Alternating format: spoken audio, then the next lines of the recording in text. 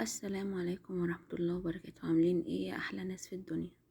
زي ما انتم شايفين معايا النهاردة هنعمل مع بعض طريقة عمل الفول المدمس. تمام.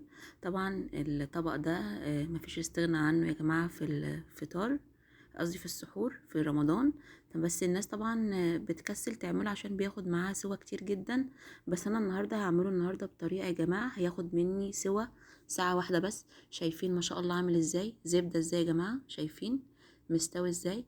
الفولة كده ما شاء الله تمسكيها زبدة ولونها طبعا فاتح مش سودا ولا حاجة.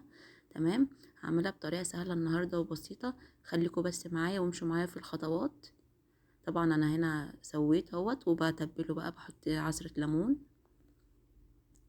وشوية ملح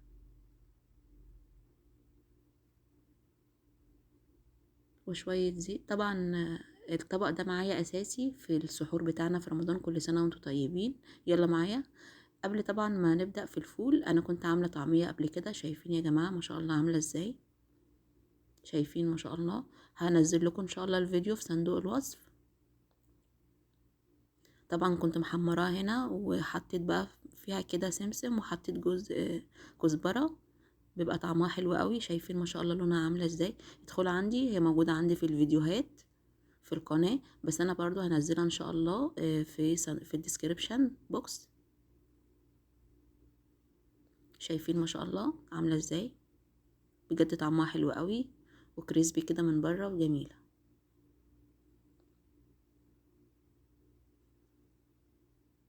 مفيش استغنى طبعا عن الاطباق ديت في السحور. كل سنه وانتم طيبين، رمضان كريم. شايفين؟ يلا بينا ندخل بقى على طريقه الفول. جبت معايا نص كيلو فول كده يا جماعه. طبعا ولا نقعته ولا اي حاجه، انا نقيته بس كده. تمام. وغسلته زي ما انتم شايفين معايا كده.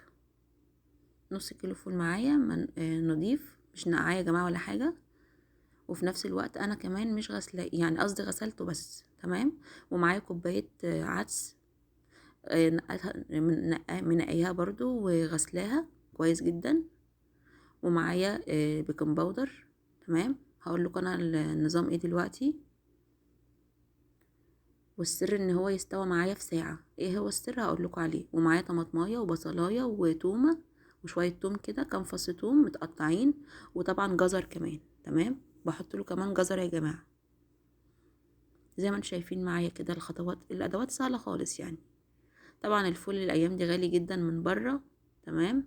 طيب ليه هجيب نص كيلو وما شاء الله يعمل معايا اكتر من وجبه يعني. جبت بقى معايا الفول بتاعي طبعا منقياه ومغسلاه غسلاه كويس جدا. حطيته في الحله زي ما انتم شايفين اهوت، ولا بعمله في دماسه ولا اي حاجه، في حله عاديه. تمام. هنزل بقى كده بالبصل والثوم والطماطم وجزره برضو يا جماعه كنت مقطعاه، بس انا تقريبا ما صورتش. الجزر برضو بدي طعم حلو قوي ولون جميل. والعدس برضو بتاعي هنزله كده زي ما انتم شايفين معايا.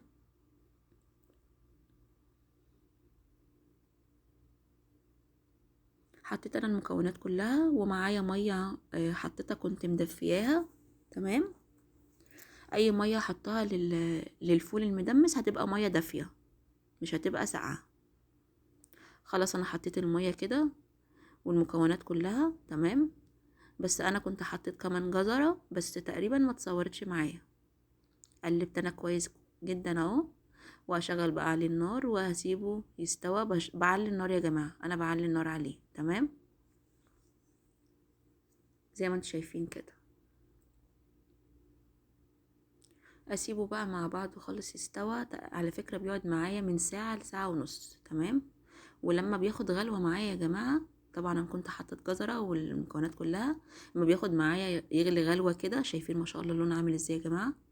طبعا هو على النار شغال عليه. بجيب معلقة بيكنج باودر وبحطها عليه. تمام. عايزة اقول لكم معلقة البيكنج باودر يا جماعة لما بحطها عليه الفول بيستوى معايا بيبقى زبدة. هو ده السر يا جماعة. هو ده السر في ان الفول يستوى معايا بسرعة. اولا الطعم مش بيتغير خالص، بيبقى عادي مش بيبان. ثانيا بيسهل معايا عملية السوا. وبيبقى الفولة كمان زبدة زي ما انتوا شفتوا كده في اول الفيديو كده.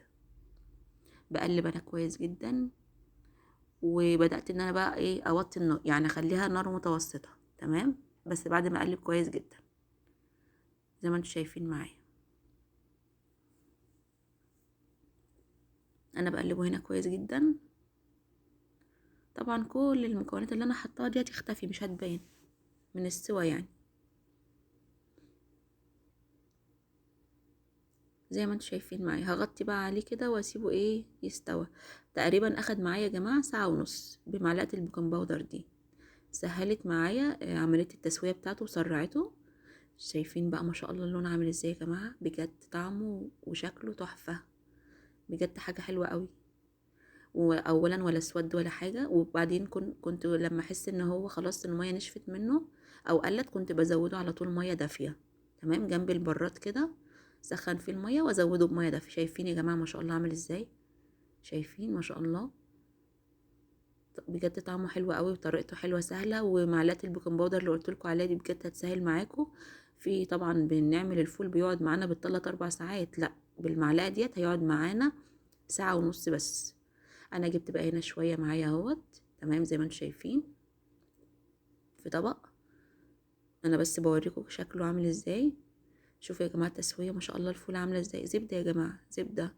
وكله تسويه واحده يعني مفيش مثلا فوله مستويه وفوله مش مستويه، لا كله تسويه واحده ما شاء الله زي ما انتم شايفين. بجد جربوه، طريقتي هتعجبكم جدا وسهله جدا معاكم، هتوفر عليكم وقت كتير جدا. كل سنه وانتم طيبين، رمضان كريم. انا هنا بوريكم شكله عامل ازاي والتسويه بتاعته. طبعا بقى بنحط عليه عصير ليمون لما اجي بقى اجهزه وقت التحضير، تمام. وشويه ملح كده. في طحينه موجوده حط طحينه، عندك زيت حار مفيش مشكله حطي زيت حار. انا طبعا حطيت هنا زيت زيتون، تمام. بقلب بقى كويس جدا. شايفين ما شاء الله عامل ازاي؟ عايزه بقى تحطي شويه بهارات مفيش مشكله. بصراحه بقى كنت قلت لابو سامح يجيب لي العيش اللي هو اللي قدامكم ده، بحبه جدا مع الاكله دي. والطعميه برضو كنت عاملاها تمام زي ما انتم شايفين، ما وريتكم في اول الفيديو. يلا مع السلامه. وكنت عامله شويه المسقعه اللي انتم شايفينهم دول يا جماعه، هبقى انزل ان شاء الله الطريقه بتاعتها مع طبق الفول. يلا في رعايه الله، هسيبكم.